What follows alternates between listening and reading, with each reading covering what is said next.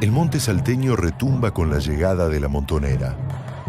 Pobremente armados, pero dueños de un gran coraje, los gauchos siembran el desconcierto y el terror entre las tropas realistas. Luego, desaparecen en la espesura. Al frente de estos hombres aguerridos está Martín Miguel de Güemes, el custodio de la frontera norte. Güemes era un hombre de coraje, era un hombre que daba el ejemplo. Luchó por la independencia de Sudamérica hispana y no por un pedacito de nuestro país. El supremo defensor de la libertad y la independencia y el máximo mártir de la lucha en la América hispana. La patria estaba primero, había que dar todo lo que era necesario para la patria.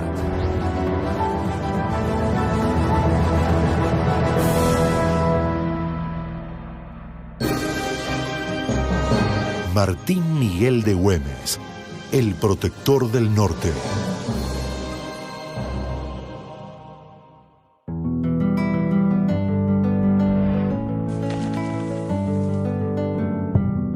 Martín Miguel Juan de Mata Güemes nació el 8 de febrero de 1785 en Salta. Nace rico, nace noble. Él pertenecía a una familia muy acomodada. Su padre era tesorero de las cajas reales de España. La mamá era jujeña, descendía del fundador de Jujuy. Eran en total 9 hermanos, de los cuales solamente 2 eran mujeres. En la ciudad de Salta, donde su padre fue trasladado, Martín Miguel cursó sus estudios primarios. En su tiempo libre aprendió los trabajos rurales y convivió con los gauchos de las estancias pertenecientes a su madre, situadas a 50 kilómetros de la capital norteña. Por razones de rango y familia, él se codeaba con lo más selecto de la sociedad de Salta. Pero a su vez se trataba de igual a igual con la peonada en el campo. Adquirió tal destreza que inclusive llegaba a domar caballos.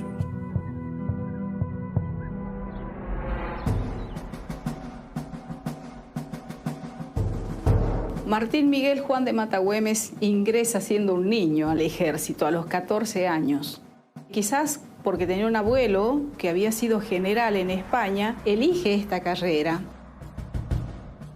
Él había sido incorporado como cadete del regimiento fijo de infantería que se encontraba en Salta. Esto formaba parte del sistema de defensa borbónico para el virreinato. Y conoce la provincia como la palma de su mano.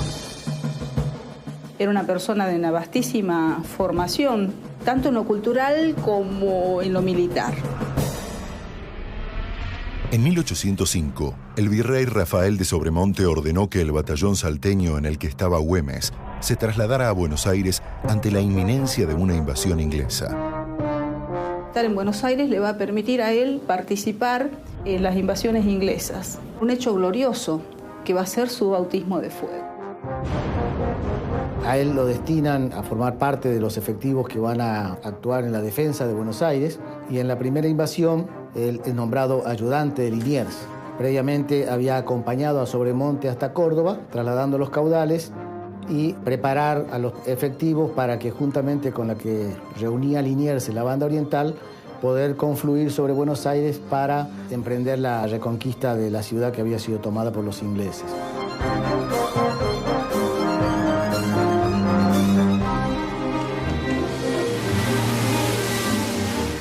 Liniers observa que en proximidades de la costa parecía estar en apuros una embarcación que desde el día anterior había estado ocasionando serios destrozos en la zona del Retiro. Liniers le va a pedir a Güemes que vaya en busca de Juan Martín de Pueyrredón y que vea si es que se pueden aproximar a esta embarcación. Una partida que se encomendó a Güemes la conducción avanza sobre el río y toma el barco a caballo. Si bien es cierto que este barco estaba en apuros, no estaba desarmado. Pero al ver quizás el arrojo de esta gente que marcha sobre las aguas, ellos se rinden. Derrotados, los ingleses intentaron una nueva invasión al año siguiente. Güemes volvió a participar de la defensa de la ciudad. Entre medio de las dos invasiones, 1806 y 1807, va a realizar una actividad de gran importancia, porque a pesar de que luchábamos contra los ingleses, algunos comerciantes inescrupulosos comerciaban con los ingleses que estaban en la otra banda del río. Entonces a Güemes se le da la tremenda misión de patrullar ese río para impedir el contrabando.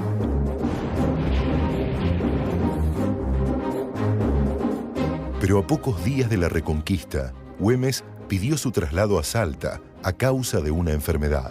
Algunos autores piensan que él pudo haber contraído paludismo.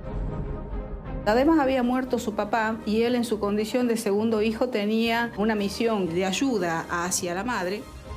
Al poco tiempo logra reponerse lo suficiente como para pedir al gobernador, don Severo Di Sasmendi, que lo reincorpore a la fuerza, porque quiere estar en actividad.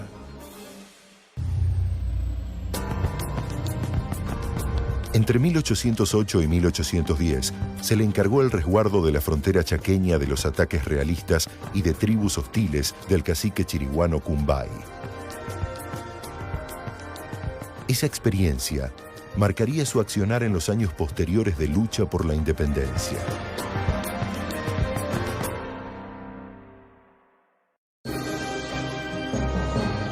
La casa natal de Martín Miguel de Güemes estaba ubicada en el número 51 de la calle Balcarce de la capital de Salta, en el paseo que recibía en 1821 el nombre de La Amargura. A pocos metros de allí, Güemes fue emboscado y recibió el disparo que terminaría con su vida.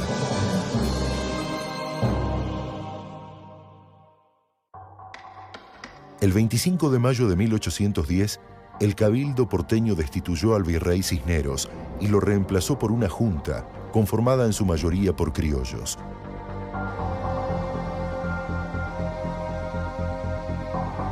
Cuando Güemes estuvo en Buenos Aires, ese largo periodo de las invasiones inglesas, adquirió un trato frecuente con quienes fueron los prohombres en la Revolución de Mayo. Lo conoció a Paso, lo conoció a Belgrano, al mismo Castelli. Él fue bastante imbuido de esas ideas de la Revolución Americana. No todas las intendencias del virreinato aceptan que se haya formado un gobierno en Buenos Aires. A raíz de esto, la mayoría de la población entra en conflicto con Buenos Aires, excepto la Intendencia de Salta del Tucumán, que es la única que apoya este movimiento revolucionario. Para detener una posible invasión realista, la Junta porteña envió una expedición militar al Alto Perú. Era fundamental neutralizar la llegada de la gente del Perú. Entonces lo destinan a Güemes, a la frontera. De manera tal que esta partida va a estar en la zona de Humahuaca, impidiendo la comunicación entre los rebeldes de Córdoba y los rebeldes del Alto Perú. Cuando la expedición que sale al mando de Balcarce y de Castelli llega a Salta, Güemes se va a sumar al ejército expedicionario y va a continuar su marcha hacia el territorio hoy boliviano. Cuando llegan el 27 de octubre de 1810 a Santiago de Cotagaita, van a tener un enfrentamiento con las tropas de Vicente Nieto y de Córdoba y van a ser obligados a retroceder. Su conocimiento del terreno le permitió a Güemes guiar a las tropas patriotas en retirada. Tras reagrupar sus fuerzas, Balcarce decidió contraatacar en Suipacha. Al llegar, observa que se presenta la ocasión para hacer frente a las tropas que lo perseguían. Y en esas circunstancias, junto con las tropas de Balcarce, arremeten en forma sorpresiva y logran vencer a las tropas del general Córdoba, que eran las tropas realistas que lo estaban persiguiendo. La actuación de la caballería gaucha decidió el desenlace favorable para las tropas patriotas. La batalla de Suipacha salvó al norte de una invasión. Su audacia en el campo de batalla no impidió que Güemes tuviera desavenencias con el delegado porteño Juan José Castelli. Las tropas derrotadas no son perseguidas por las tropas patriotas. Güemes apreciaba que era conveniente capitalizar esa circunstancia. Esto no se cumplió porque Balcarce y Castelli, que era el delegado de la Junta en esa región, recibieron la orden de no continuar más allá del límite norte del Virreinato del Río de la Plata y negociar con Goyeneche. Cuando se hace el parte de batalla, Güemes no figura y reclama por su omisión. Entonces Castelli decide sacarlo, separarlo del ejército y mandarlo de regreso a Salta en una situación bastante injusta porque no le da destino. Eso le dio todo el tiempo a los españoles para reagruparse, reforzarse y liquidar a nuestra tropa en Huaki. El 20 de junio de 1811, el general realista peruano Juan Manuel de Goyeneche contraatacó y derrotó a los patriotas en Huaki. Güemes ayudó otra vez a los restos del ejército revolucionario a escapar, guiándolos a través de la selva salteña. Güemes lo ayuda a Pueyrredón, que era el presidente de la audiencia de Charca, para trasladar los caudales que retiró de Potosí hasta el territorio salteño. El gobierno porteño nombró a Manuel Belgrano comandante del ejército del Perú. Para Güemes, significó un momento de infortunio. El ejército permanentemente viene en situación de derrota. Entonces Belgrano, cuando se hace cargo, intenta sanear la moral del ejército. Cuando llega a Tucumán, le llegan las noticias de que Güemes estaría llevando una vida escandalosa en Santiago del Estero. Belgrano toma la medida de mandarlo castigado a Buenos Aires. Cuando Güemes llega a Buenos Aires, le pide a sus superiores que le digan por qué razón él ha sido enviado a integrar el Estado Mayor. Entonces Belgrano dice que él no lo quiere en su ejército y que si va a ser útil a la patria va a ser en el ejército que vaya hacia la banda oriental, hacia otro punto, pero no el que está bajo su jefatura. Güemes participó del segundo sitio al bastión realista en Montevideo, junto a destacados patriotas como José Rondó y Manuel Dorrego. La derrota del ejército de Belgrano en el norte lo obligaría a regresar a Salta.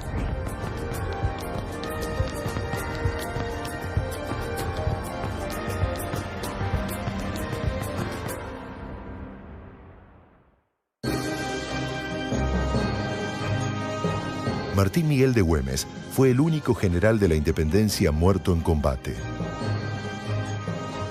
Aunque representa el aporte del interior a la independencia, su nombre es usado para denominar apenas media docena de localidades y departamentos en la Argentina.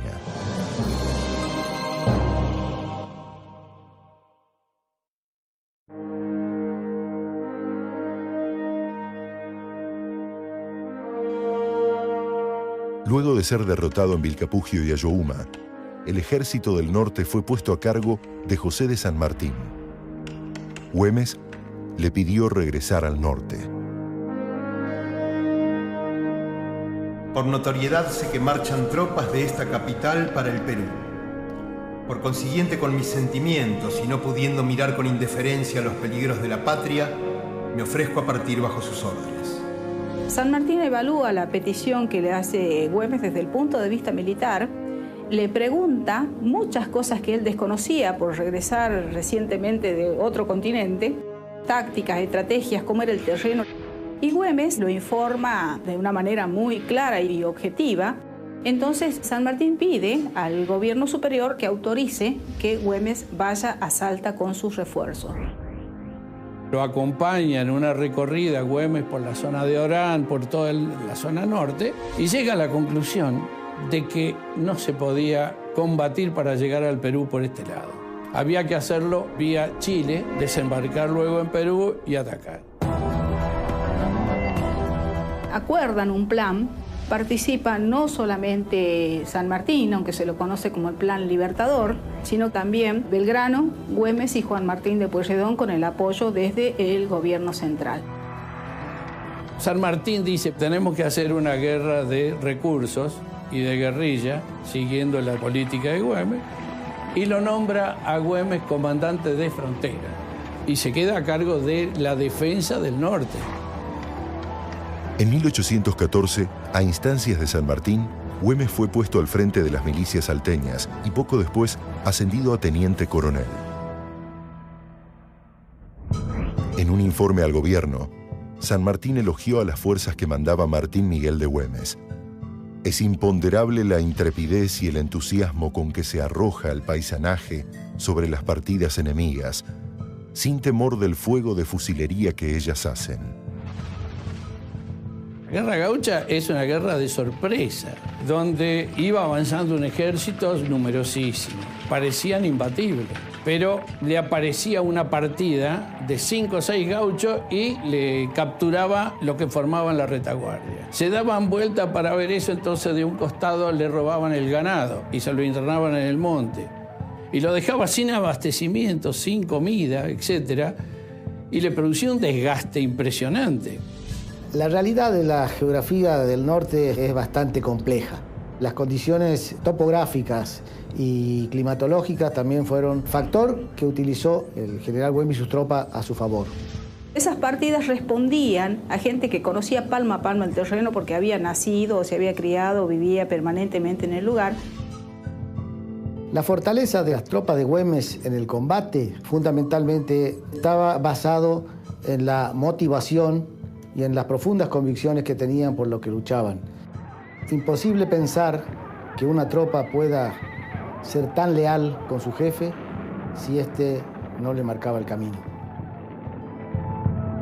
¿No he de alabar la conducta y la virtud de los gauchos? Ellos trabajan personalmente y no exceptúan ni aún el solo caballo que tienen, cuando los que reportan ventajas de la revolución no piensan en otra cosa que engrosar sus caudales. Güemes lideró las fuerzas de gauchos y criollos del norte dispuestos a defender la frontera. Desde la distancia, el general permanecía atento a cada combate. Hacían 1000 travesuras, como estando acampados los españoles, le largan un montón de caballos con cueros atados en las patas traseras, como para producir una estampida, y arrasan un campamento realista, nada más que con esos elementos. Se dispersaban en el monte y de pronto se juntaban de nuevo y aparecían en otra parte. Los gauchos, si no tenían otra cosa, enlazaban a los soldados y se los llevaban a la rastra. A la acción de ellos se sumaba la de las mujeres, que hasta el mínimo detalle lo informaban al enemigo y él no sabía cómo lo hacían. En combates como el de Puesto del Marqués, Güemes derrotó a las avanzadas realistas e impidió la llegada de la temida invasión desde el Alto Perú.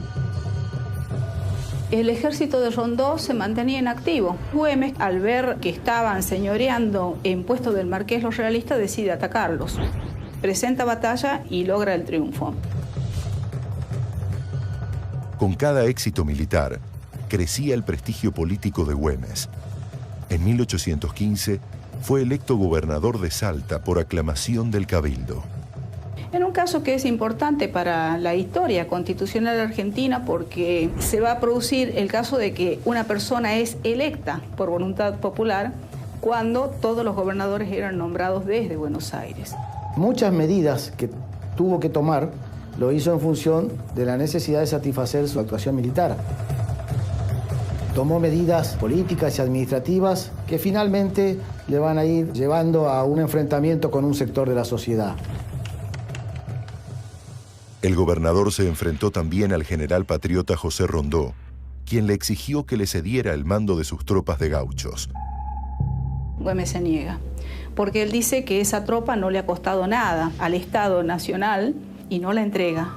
Rondó continúa hacia el Alto Perú, es derrotado en Sipe-Sipe y cuando él regresa, Güemes lo auxilia, pero él no le va a perdonar a Güemes las desobediencias en las que él incurre y esto lo lleva, desgraciadamente, a invadir Salta.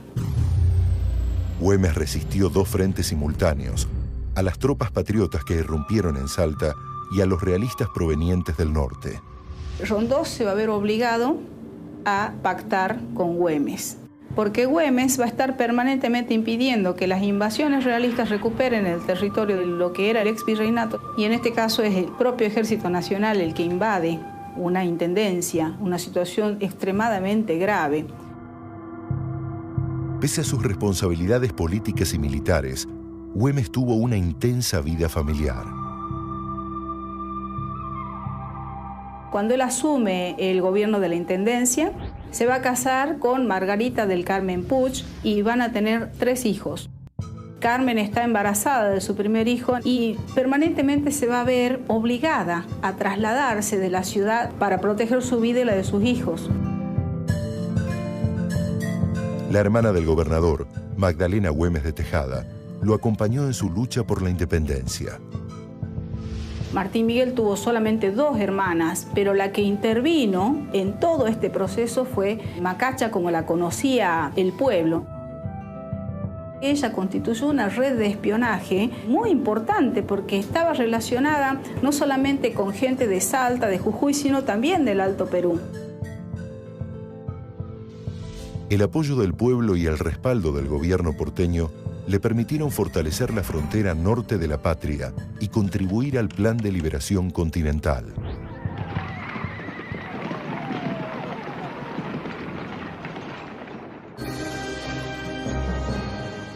El cuerpo del general Güemes permaneció enterrado en el cementerio del Chamical hasta noviembre de 1822, fecha en que fue trasladado a la antigua Catedral de Salta.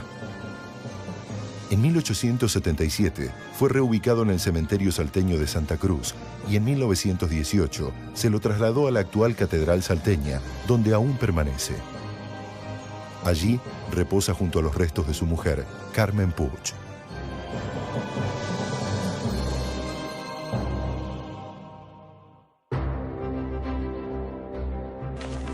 A mediados de 1816, el director supremo Juan Martín de Pueyrredón encomendó a Güemes la defensa de las provincias norteñas y la seguridad del ejército del Perú, que se reorganizaba en Tucumán. A partir de ese momento, las milicias gauchas pasaron a desempeñar la labor de un ejército en operaciones continuas.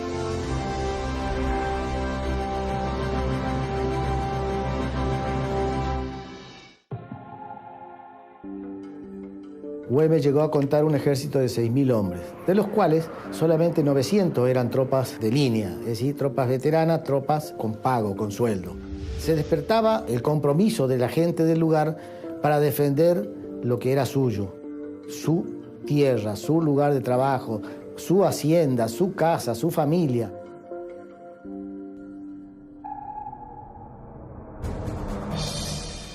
En 1817, un numeroso ejército realista al mando del mariscal José de la Serna invadió Salta y Jujuy. En su avance por el Alto Perú, ejecutaron a varios líderes patriotas. Güemes los obligó a retirarse tras una intensa campaña de asedio. El enemigo no estaba acostumbrado a este tipo de enfrentamientos, ellos estaban acostumbrados a la batalla clásica. En cambio, en estas circunstancias eran cientos de combates que se daban en distintos lugares y en distintos momentos. El general La Serna traía consigo lo más selecto de los ejércitos españoles que habían combatido contra Napoleón. Avanza y llega efectivamente a Jujuy, y de Jujuy pasa a Salta. Y ahí se queda sin víveres, con la tropa diezmada ya, porque lo van liquidando de a poco. Incapaz de derrotar a Güemes, el mariscal José de la Serna intentó sobornar al gobernador. No quiero favores con perjuicio de mi país.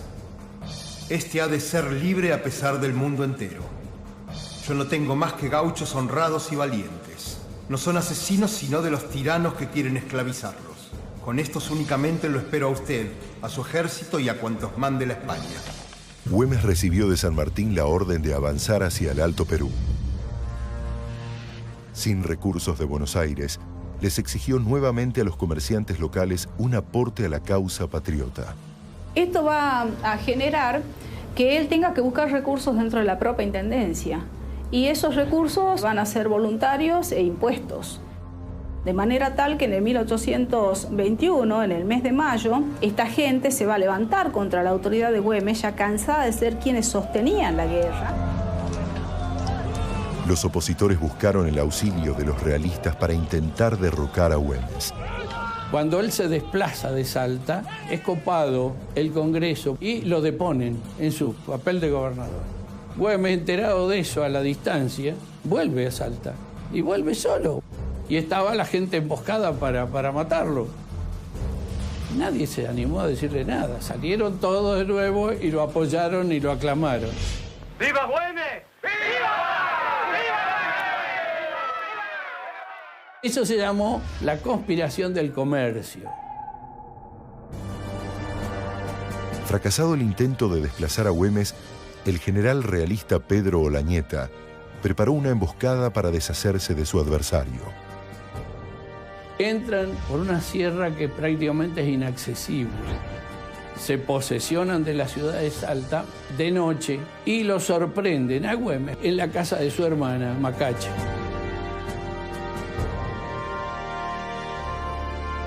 Cuando él sale, sube al caballo, va a saltar el cerco enemigo y va a ser herido. Una bala disparada de noche lo toma acostado sobre el caballo en la zona del coxis. Entonces, herido en esas condiciones y todo, continúa. Herido de muerte, Güemes se retiró a Cañada de la Horqueta, escoltado por sus gauchos. Estaba sufriendo una tremenda agonía por la herida que tenía, sin atención médica. 2 comisiones realistas van a ir a proponerle que él pueda ser trasladado a la ciudad para hacerse cargo de su atención y no hacer movimientos del enemigo mientras dure este proceso y demás. Y él, en perfecta lucidez, los despacha pidiéndole a su segundo en el mando, que era Jorge Enrique Vid, que se haga cargo de la defensa de la intendencia hasta que la patria sea libre. Martín Miguel de Güemes falleció el 17 de junio de 1821. Sus hombres siguieron luchando y no se rindieron hasta que estuvo asegurada la victoria definitiva. Él había jurado dar su vida por la independencia de América y sellarla con su sangre, y lo cumplió. Murió por la independencia de la patria a la que él amaba. Un sentido profundo de la honestidad y del amor a la patria. Indudablemente, pocos en la historia han dejado un legado tan rico en ese aspecto. Para él no hay mejor premio que el amor de sus soldados y la consideración de sus conciudadanos. Un patriota ejemplar, inclaudicable, incorruptible. El faro que guía nuestra conciencia. En carta a Manuel Belgrano, con quien después del inicial malentendido lo unió el mutuo respeto, Güemes escribió: mis afanes y desvelos no tienen más objeto que el bien general, y en esta inteligencia no hago caso de todos esos malvados que tratan de dividirnos. Así pues, trabajemos con empeño y tesón, que si las generaciones presentes no son ingratas, las futuras venerarán nuestra memoria, que es la recompensa que deben esperar los patriotas.